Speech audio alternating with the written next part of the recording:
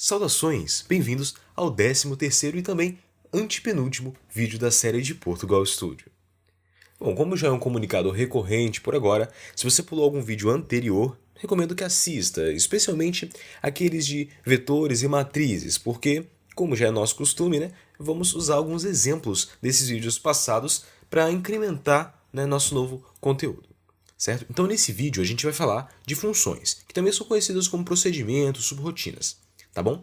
É um assunto bem detalhado, um pouco extenso. A gente tem muita coisa para falar, então pode ser que esse seja um vídeo também grande. Mas vamos com calma que no finalzinho você vai saber funções, certo? Antes de começar, como sempre, deixe o gostei no vídeo porque isso ajuda muito o canal. Inscreva-se e curta a página lá no Facebook. Compartilhe o vídeo com os amigos também, porque com o baixo alcance que os vídeos estão tendo, infelizmente não faz sentido eu continuar gravando. Então ajuda o canal a atingir mais gente, que aí a gente continua com o trabalho, beleza? E como sempre, se você não quiser perder nenhum vídeo da série, ative as notificações. Prezamos pela gratuidade do conhecimento e não cobramos nada de você. Ajude-nos, divulgue-nos. Vamos lá?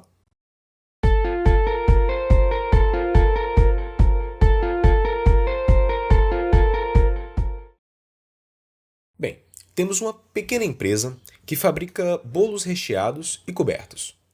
Nessa empresa, a gente tem 4 funcionários. Um deles é o gerente. Os outros 3 fazem o bolo propriamente dito. Imagine que um cliente traz a seguinte reclamação. A cobertura e o recheio são excepcionais, mas a massa está muito seca. O que o gerente deve fazer se não há um responsável pela massa? Pois é, ele não vai saber exatamente com quem falar, não é verdade? Mas agora imagine, entretanto, que um funcionário faça o recheio, o outro faça a cobertura e o outro faça a massa. Se essa mesma reclamação aparecer, o gerente saberá exatamente com quem falar. Ora, basta falar com o responsável pela massa. Agora, por que eu estou falando de bolo? Bem, pense no seu programa como uma empresa que fabrica bolos onde você, o programador, é o gerente. No primeiro caso, nós tínhamos 3 empregados que exerciam a mesma função. Sim, fazer bolos. No segundo caso, entretanto, a gente tem, na verdade, 3 funções diferentes, que é fazer a cobertura, fazer recheio e fazer a massa. Dessa forma, quando você identifica um problema com uma dessas 3 partes, você apenas vai se preocupar com essa parte em específico.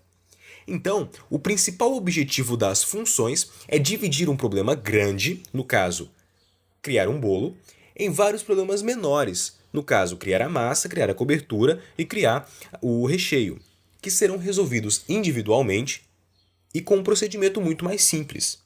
Sendo assim, sempre que um problema parecido aparecer no decorrer do programa, você vai chamar aquela função que vai resolver esse problema para você, sem precisar programar mais nada, o que vai reduzir o seu código e também vai evitar que ele esteja duplicado no programa, o que não é uma coisa muito legal.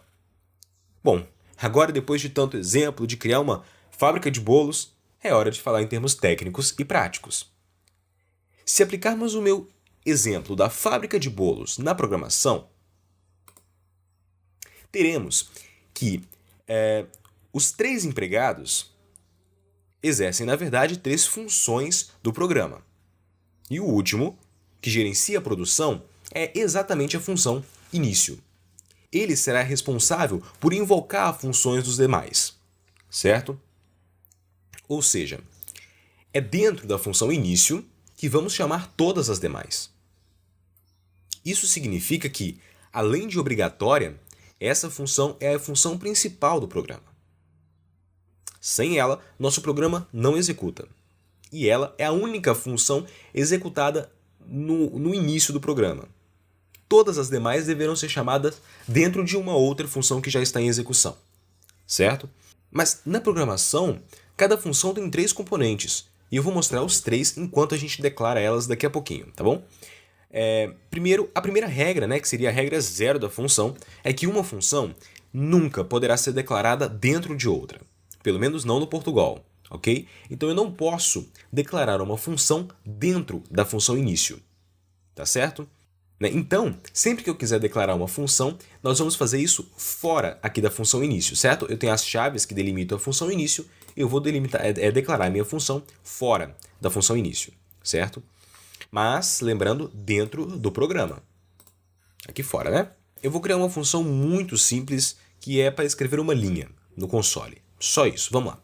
Primeiro eu escrevo função, tá? Sem cedilha nem acento, exatamente como aqui na função início, tá bom? Isso aqui indica que eu estou criando uma função. Tá? Agora em seguida, eu vou colocar o nome da nossa função. Eu vou colocar aqui escreve linha. Em seguida, veja aqui como na função início, nós vamos abrir e fechar os parênteses. Depois, eu abro e fecho as chaves. E dentro das chaves vai o código. Bom, então aqui está declarada a minha função. Ela só ainda não faz nada, mas ela está declarada. Detalhe, você pode optar por colocar a primeira chave logo em seguida, aqui na mesma linha do nome da função, ou colocá-la embaixo. Não faz a menor diferença. É apenas uma questão estética, certo? Eu, particularmente, uso assim, porque ocupa menos linhas. Mas você pode usar assim sem problema nenhum, certo? Isso aí vai de cada um. Bem, eu coloquei o nome da minha função aqui, escreve linha. Só que existe uma regra para nomear funções, assim como existe para variáveis, vetores e matrizes. Do mesmo jeito que as variáveis, vetores e matrizes, ela não pode conter qualquer caractere especial. Tá? Ela pode ter letras maiúsculas e minúsculas, underline, que é esse símbolo, e números. E além disso, ela não pode começar com um número. Tá? Então, a minha função ela pode ter letras em qualquer lugar, né? E pode começar com letra ou com underline. Jamais com número. Se eu colocar número, você vê que ele fala que está errado, tá vendo? Então, mas eu posso colocar número no meio, por exemplo, sem problema nenhum. Mas aí existe uma coisa que não é regra, mas que é convenção. Então a maioria das pessoas usam, o que facilita a conversa entre os desenvolvedores, né? Essa convenção é explicitar no nome da função exatamente o que ela faz. No caso aqui, o que a minha função faz? Escreve linha. Ponto. É isso que ela faz, certo? E isso a gente faz usando o chamado camel case, que é essa notação aqui, a primeira palavra toda em minúscula e as demais palavras começando em maiúscula, tá? E aí existe uma dica que surge aqui. Se você precisar de mais de um verbo para definir o nome da sua função, muito provavelmente é mais interessante você criar duas funções, certo? Por exemplo, se o nome da minha função foi cria linha e escreve no console, muito provavelmente seria melhor eu ter uma função para criar e outra para escrever. Provavelmente, nem sempre é o caso. Agora que a gente já ouviu sobre nome de função, isso que eu acabei de escrever aqui, né, essa coisa toda, é chamada protótipo da função. Sim, é um dos 3 componentes, né? Então eu tenho aqui o meu protótipo.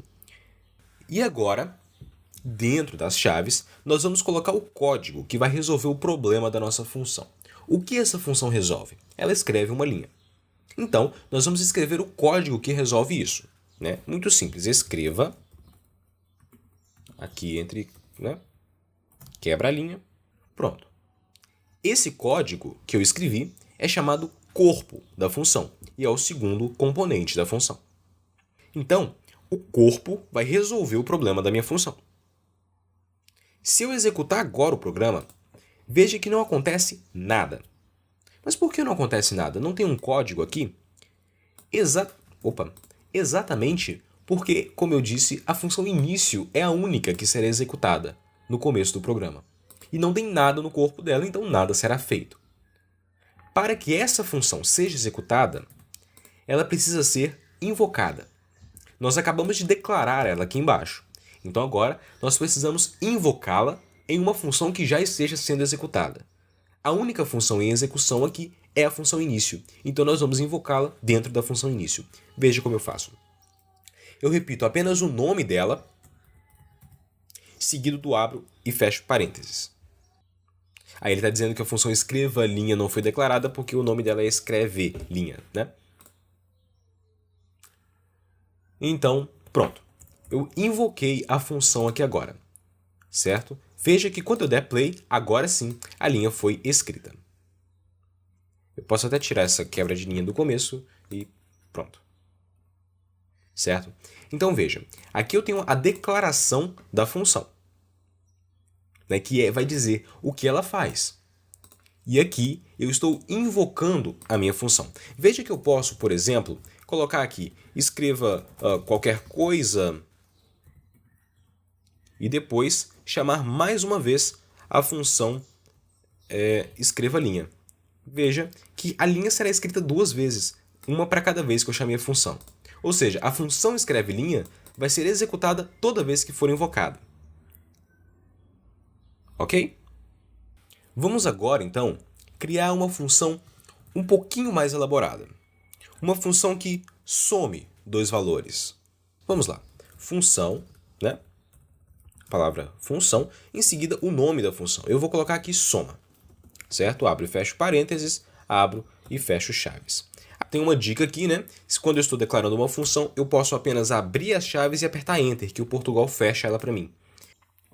E aí, então, na função soma, nós vamos somar os números. Mas quais números nós vamos somar? É aí que entram os parâmetros. Sim, a nossa função pode ter parâmetro e ele é especificado no protótipo. Vamos lá.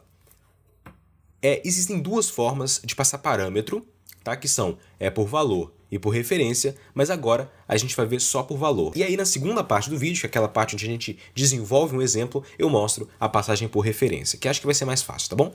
Então agora a gente vai colocar nosso parâmetro.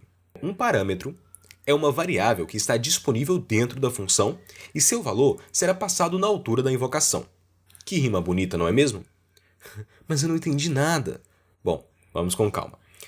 O parâmetro é uma variável que está dentro da função e, portanto, não pode ser usado fora dela.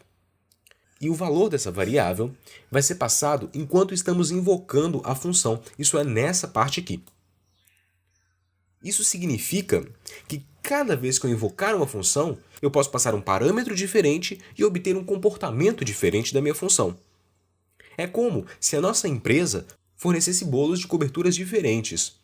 Então, o sabor da minha cobertura será informado ao empregado responsável através de um parâmetro. Dessa forma, minha função retornaria a cobertura do meu interesse. E há quem tenha a audácia de dizer que funções não são incríveis. Gottfried, ou seja lá quem as inventou, merece um bolo, não é verdade?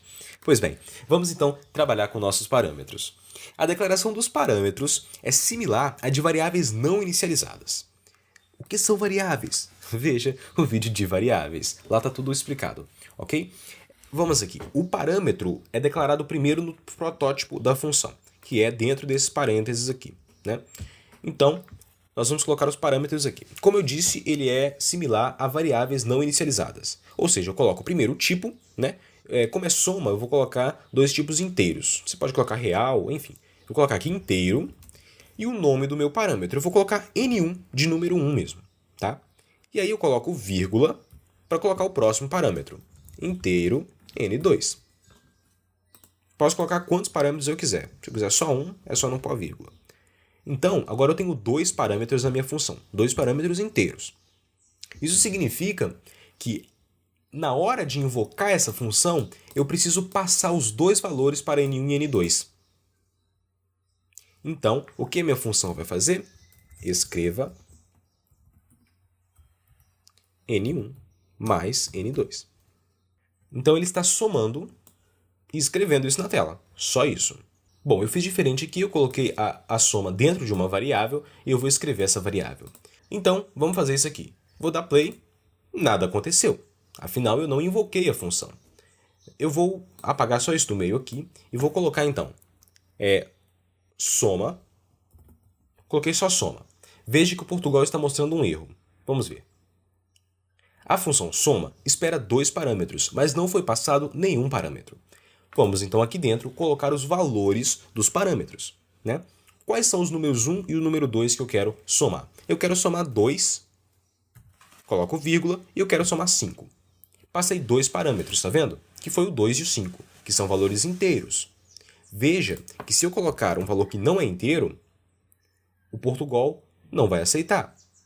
Então ele vai truncar isso aqui. Se eu colocar um valor de cadeia, ele vai dar erro. Tá certo? Então eu preciso colocar inteiro, já que eu estou pedindo inteiro. Então, quando eu clicar aqui no play, você vê que o 7 foi mostrado aqui, né? Você vê que o 7, que é a soma dos dois, foi exibida. Se eu mudar aqui para 3, por exemplo, 8, né? Então, é isso. Agora nós temos uma função e estamos passando parâmetros para ela por valor. Observe que há outra forma de passar valor também. Se eu criar uma variável inteiro chamada número, que é igual a 3, e em vez de 3 aqui eu passo número, não tem o menor problema, o resultado vai ser o mesmo. Por quê? O valor de número está sendo copiado para o valor do parâmetro. Isso significa uma referência, uma passagem de parâmetro por valor, tá? Porque eu estou colocando uma variável aqui, mas o que eu estou passando é o valor dessa variável e não a referência para ela. Nós vamos ver o que é referência depois, tá? Então, eu estou passando o valor dessa variável como parâmetro, que é 3. Então, ele simplesmente pega 3 e soma com 5 e resolve o meu problema. Tá certo? Ok, mas essa minha variável aqui pode ser n1, que por acaso é o mesmo número do parâmetro? Pode, sem problema nenhum. Ah, mas isso não vai atrapalhar o programa? Isso não vai criar um problema aqui? Não, de forma alguma. Ah, mas no vídeo de variáveis nós tínhamos visto que não podem existir duas variáveis com o mesmo nome. Exatamente, não podem. Só que aqui há uma diferença, tá? Bom, vou abrir aqui um parênteses. Se eu declarar uma variável dentro da função soma e tentar usá-la no início, veja, escreve... Não, eu vou chamar soma, tá? 3 e 4. E logo em seguida eu vou tentar usar aquela variável sum que está lá. Ah lá, está me dando um erro. A variável sum não foi declarada neste escopo. E se eu der aqui, a variável sum não foi declarada neste escopo. Mas a variável está aqui. Exatamente. É porque, quando eu declaro uma variável dentro de uma função, que é o caso, que é esse caso aqui, né? Essa variável é chamada variável local. Ela só está disponível no escopo daquela função.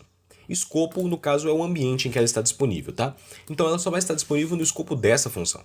Se eu declaro uma variável aqui, ela só está disponível para a função início, tá? Então, uma variável declarada na função soma não existe para a função início. Por isso, eu posso declarar variáveis com o mesmo nome, desde que em escopos diferentes. Existem ainda as variáveis globais. Tá? As variáveis globais elas são declaradas fora da função. Por exemplo, inteiro A é igual a 3. Essa variável global eu posso usá-la em qualquer das minhas funções. Veja que eu estou escrevendo A na função início e escrevendo A na função soma. E quando eu der play vão aparecer dois 3, que é o 3 da função início e da função soma, que é o valor de A, certo? Então, as variáveis globais, que são declaradas fora da função, podem ser acessadas por qualquer parte do programa, enquanto que as variáveis locais, declaradas dentro da função, só podem ser acessadas naquele escopo. Isso será importante porque, cada vez que uma função é invocada, as suas variáveis todas são redefinidas. Tá? Então, toda vez que eu chamar soma, os valores das variáveis de soma serão perdidos. Eles serão redefinidos, como se fosse a primeira vez que eu estou invocando aquela função. Tá? Então, isso só não acontece com a função início porque ela nunca é reiniciada. Né? A única forma de reiniciar a função início é fechando e abrindo de novo o programa. O que, naturalmente, faz você perder os valores das variáveis. Né? Então, isso seria útil se você precisa de um valor que esteja disponível durante toda a execução do programa, mesmo que a função seja reinvocada. Né? Então, aí você declara uma variável global, isso vai funcionar direitinho, tá certo? Por exemplo, quando eu tenho um jogo e preciso definir o nome do usuário. Bom, fechando parênteses agora, vamos voltar lá para a minha variável, para a minha função soma, né? Nossa, muito legal a função, mas eu quero que em vez de escrever na linha, no console o resultado, eu quero que a minha função soma ela só me deixe usar esse resultado do jeito que eu quiser. Eu quero que ela traga para mim uma variável. É possível? Sim, isso é possível e aí nós vamos usar o terceiro componente da nossa função, que é o retorno. Tá? Uma função que não tem retorno, que é esse tipo de função aqui, ela é chamada função do tipo vazio. Tá? Então ela não retorna e ela é uma função que nas outras linguagens vão ser chamadas de void. Tá? Aqui ela é chamada função do tipo vazio. Então, ela simplesmente executa uma coisa e pronto. Certo? Não existe nenhum tipo de resposta, não existe nada. Mas eu posso criar uma resposta. Como que eu faço isso? Primeiro, eu venho aqui e coloco retorne, tá? Essa palavra retorne, e o que eu quero retornar? No caso, eu vou retornar sum. Tá? E aí, além disso, eu preciso dar um tipo para a minha função. Como sum é do tipo inteiro, e eu estou retornando sum, então a minha função retorna inteiro. Então, função inteiro soma, retorna um valor inteiro. Tá certo? Então, quando eu fizer isso aqui, veja que eu posso fazer inteiro, número, é igual a soma. Então, quando a minha função tem um retorno, ela por si só não faz nada. Veja que as linhas foram escritas e está tudo vazio. Ela por si só não faz, ela só calcula, tá? E manda o valor aqui para quem chamou ela, certo? Então ela fez a soma e devolveu o valor, só isso. Então ela devolveu o valor para quem? Para a variável número. Agora eu posso escrever a variável número. Veja que o resultado foi dado. Mas não só escrever, eu posso multiplicar o número por 2, por exemplo. Veja que ele foi multiplicado por 2. Então agora, usando o retorno, eu posso usar o valor, o resultado da minha função do jeito que eu bem entender. Então essa é a vantagem aí do retorno. Não tá certo? E qual que é a vantagem de usar isso então? Além dessa, claro. Isso significa ter um retorno apenas valor, que não executa nada no console, nem na interface gráfica que seja, permite que a minha função seja usada em qualquer contexto do meu programa. Sempre que eu precisar somar, eu posso usar essa função, independente de como eu quero tratar a resposta. Né? Se eu quiser somar para exibir o resultado, eu posso usar. Se eu quiser somar para definir a altura da minha tela, da minha interface gráfica, eu posso usá-la. Então, eu não fico mais preso ao tipo de ação que ela vai executar. Né? Ela só executa para mim os cálculos e me devolve um valor. Ponto. Né? Esse tipo de função, então, é muito mais versátil. Claro, tem funções que não faz sentido. Por exemplo, a função de escreva linha, não faz sentido ela retornar um valor. Né? É muito melhor ela já escrever diretamente, que é isso que eu quero que ela faça, né? Então é isso. Então só falta falar de passagem de parâmetros por referência e nós vamos fazer isso durante o exemplo prático, para facilitar um pouco nossa vida. Isso significa que ainda tem coisa nova para falar, então acompanha aí. Vamos lá para o exemplo prático. Bom, estou aqui com o arquivo aberto, né? Se você viu o vídeo anterior, você vai identificar que este é o mesmo arquivo que nós usamos no vídeo anterior, certo? Eu só vou tirar o comentário aqui. E agora, a nossa missão é quebrar o problema desse algoritmo em problemas menores, usando funções. Exatamente. Vamos ver primeiro o que esse algoritmo faz. Ele calcula as médias dos meus alunos, ele verifica se o aluno foi aprovado ou reprovado, ele gera um relatório. Nesse relatório, ele coloca várias linhas. Então, isso que nós vamos fazer agora. Vamos lá? Primeira função que nós podemos fazer aqui. A função aprovado. Ela vai ser muito simples, quer ver? Fora aqui da função início, vamos clicar aqui. Função aprovado. Mas você não disse que as funções precisam usar um verbo para dizer o que ela faz? Lembrando, primeiro, isso não é uma regra. Em segundo, esse é um caso específico de função que eu quero mostrar que é legal deixar assim. Vocês já vão entender por quê. Tá? E nós vamos colocar aqui como parâmetro real nota. Tá? Então, com base na nota que o programa passar para essa função, eu vou dizer se o aluno foi aprovado ou não. É muito simples. Se a nota for maior ou igual a 6, então eu retorno verdadeiro. Se não, retorno falso. Que tipo de retorno é esse? É lógico. Se é lógico, então eu preciso colocar o tipo lógico. Resolvido. Esse é o tipo de função que eu falei. As funções do tipo lógico, geralmente, elas têm um nome que pode ser perguntado. Aprovado? Sim ou não. Certo?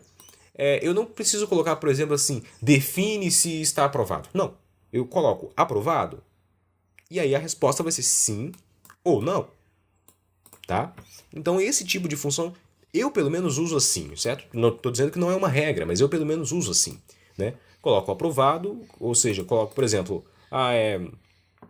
então coloco um nome que possa ser respondido com sim ou não, se ele for perguntado. Entendeu? Então essa é a nossa função aprovado. Então aqui agora nessa parte onde a gente realmente faz a verificação, eu vou mudar, tá? Eu vou pegar aqui e colocar se aprovado, então ele... Nossa, o que foi isso que você fez? Muito simples. A minha função aprovado, ela retorna um valor lógico, que é verdadeiro ou falso. E esse valor lógico é compatível com a condicional. Certo? Então, se a minha função retornar verdadeiro, o se será executado. Se ela retornar falso, eu caio aqui no se não. Simples assim. Então, veja como fica a leitura do meu bloco condicional. Se aprovado, faça isso. Se não, reprovado. Veja como parece fluido, como parece lógico. É por isso que eu uso funções com nomes que podem ser respondidos como se fossem condicionais, tá certo? E o que é isso aqui que está passando aqui dentro? É simplesmente o nosso parâmetro nota que está vindo lá do médias, certo? Se você viu o vídeo anterior, isso aqui já está tranquilo, né? Então é isso, tá? A minha função aprovado poderia já retornar diretamente aprovado ou reprovado? Sem problema nenhum. Ela seria do tipo cadeia, ia reprovar isso, ia retornar isso, sem problema. Mas aqui eu preferi fazer ela retornando lógico para te mostrar essa coisa aqui, tá bom? Bom, e qual é a vantagem então de usar essa função? Isso significa que agora eu posso alterar o valor da média sempre que eu quiser, independente de quantas vezes eu faço essa verificação ao longo do meu programa, tá certo? Então eu só passo uma nota e a minha função decide se o usuário está aprovado ou não. Isso não é mais competência do programa, mas da função. Quer dizer, a função está dentro do programa, mas não é mais competência da função início, mas a função da função aprovado. Vamos criar agora uma função que calcule a média do usuário. Vamos lá, função média. Eu vou copiar aqui o código que calcula a média aqui em cima, tá? E vou colá-lo aqui dentro da função.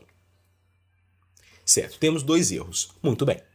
Quais são os erros que nós temos? Primeiro, que eu estou tentando somar no notas LC, mas isso não existe. Essa matriz não foi declarada no nosso escopo. Por que não? Né? Por que essa matriz não foi declarada? Porque ela foi declarada, na verdade, no escopo da função início e não da minha função média. O que significa que eu tenho duas opções. Colocar isso como uma variável global, o que não me interessa, já que eu só quero que ela seja acessada por essa função, as outras não precisam de acesso a essa mesma matriz, ou passar por parâmetro. E é isso que eu vou fazer. Mas como que eu passo um parâmetro matriz? É muito simples. Eu coloco aqui o tipo do mesmo jeito, real, né? O nome do meu parâmetro, pode ser qualquer nome aqui, não interessa, tá? Eu vou colocar notas, do mesmo jeito que tá, porque eu não preciso mudar ali embaixo, tá certo? E aí, como eu estou pedindo uma matriz, eu coloco dois colchetes abertos e fechados na frente, certo? Se eu quisesse vetor, eu colocava só um colchete, né? Então, como eu quero uma matriz, eu coloco dois colchetes vazios aqui. Veja que o erro já sumiu e que eu posso passar, então, a matriz inteira já, tá certo? Ok. Bom, nesse ponto está tudo resolvido, mas agora surge um novo problema. O retorno dessa função deveria ser um vetor, mas isso não é possível. Nós não podemos retornar vetores, nem matrizes, certo? Então, o que eu faço? É aí que entra a passagem de parâmetro por referência. Lembra do nosso vetor que recebia as médias? Pois é, ele ainda existe lá na função início. E é nele que eu quero jogar os nossos valores. Mas aí você me pergunta, ora, ele é uma variável local, não pode ser acessado pela função média. Sim, isso é verdade, a menos que eu passe como parâmetro, não é verdade? E você me pergunta, mas o parâmetro apenas cria uma nova variável dentro da função que é uma cópia da sua mãe. E eu digo, nem sempre. Quando vimos a passagem de parâmetros, eu disse que estávamos vendo passagem de parâmetros por valor. Nesse caso, apenas o valor da variável é copiado para o parâmetro e a variável original não será alterada. Entretanto, eu posso passar um parâmetro por referência. Isso significa que, em vez de copiar o valor daquela variável, eu copio a referência para ela. E qualquer alteração nessa referência reflete na variável original. Ok, vamos ver como isso funciona. Eu crio aqui um novo parâmetro, né? Coloco vírgula, real, médias, e agora, como eu estou esperando um vetor, eu coloco os colchetes, tá certo? Nesse caso, ele está sendo passado por valor. Para fazer que ele seja passado por referência, ou seja, que as minhas alterações no vetor médias reflitam no vetor original que for passado como parâmetro, eu coloco esse E comercial aqui no começo do nome. Pronto, o médias já está sendo passado como parâmetro. Então é isso. Certo? Agora, todas as alterações que eu fizer no vetor médias refletirão diretamente na variável original, no vetor original que for passado aqui como parâmetro. Nesse caso, eu vou fazer aqui agora chamar a função média, né? Passo como primeiro parâmetro a matriz, tá? Coloco notas, não coloco nenhum colchete, só o nome da matriz, vírgula, o meu segundo parâmetro que é o médias. Pronto, né? Então, agora, como é uma passagem por referência, o E comercial me indica isso, as alterações que serão feitas no médias, nessa referência aqui, vão ser refletidas diretamente no vetor original, que é o médias. Então, se eu executar aqui, tudo vai funcionar do mesmo jeito. Ótimo. Agora, nós vamos para a nossa próxima função. Nossa próxima função é a função escreve linha. Mas existe uma outra coisa que eu quero fazer aqui. Lembra que no nosso relatório eu tenho essas linhas grossas, que eu fiz com igual, e eu tenho essas linhas finas, que eu fiz com traço. Eu quero ter a possibilidade de imprimir as duas. Como eu faço? Eu coloco aqui um parâmetro que eu vou chamar de lógico forte. Tá certo? E aí, se forte for verdadeiro, lembrando, no bloco condicional, quando eu tenho um valor lógico, eu não preciso comparar ele com nada. Eu coloco se forte, né? Ou seja, se forte for verdadeiro, então escreva. Nem precisava, né? É só copiar aqui. Se não,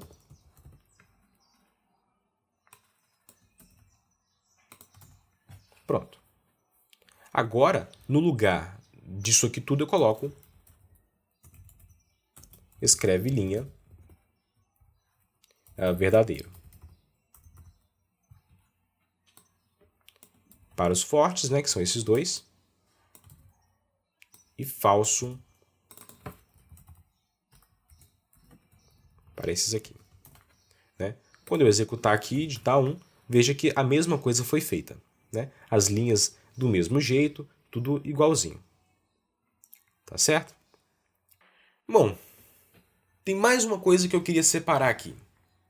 Eu quero que o relatório seja gerado por uma função autônoma. Uma outra função. Como que eu faço isso? Crio uma nova função que eu vou chamar de gera relatório. Tá? Como parâmetro para essa função, eu vou precisar então do nome, das notas e da média e se ele foi aprovado ou não. Vamos lá. Gerar relatório. Então eu coloco aqui cadeia nome, real, nota do primeiro bimestre, nota do segundo. Certo. Eu então coloquei aqui, copiei o código que gera o relatório e adaptei os parâmetros, tá certo? Coloquei então aqui o nome, as 4 notas, a média e se ele foi aprovado ou não. Né? Então aqui agora eu quero gerar o relatório, eu coloco então o nome, né? Que vai ser nomes aluno. É aluno, né? Coloco então notas 0, notas 1, Então eu coloquei aqui todos os parâmetros, tá certo?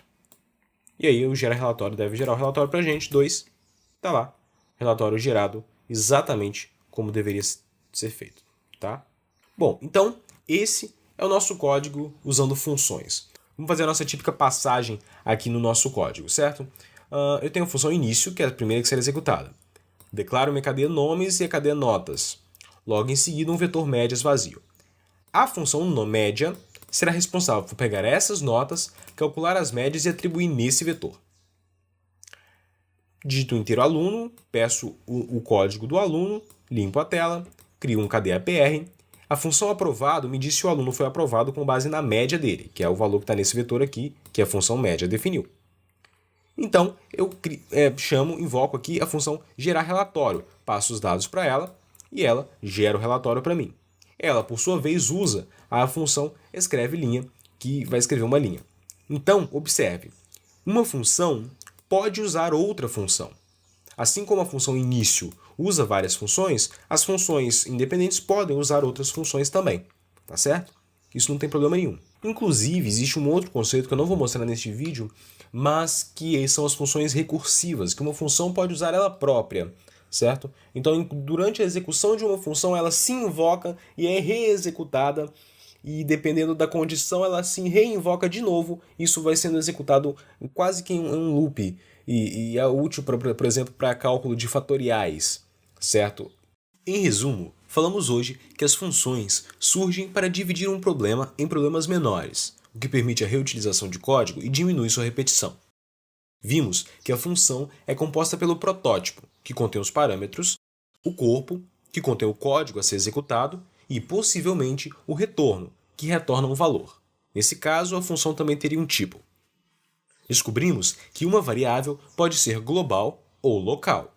Além disso, testamos que os parâmetros de uma função podem ser passados por valor e por referência, e podem ser variáveis, vetores ou matrizes.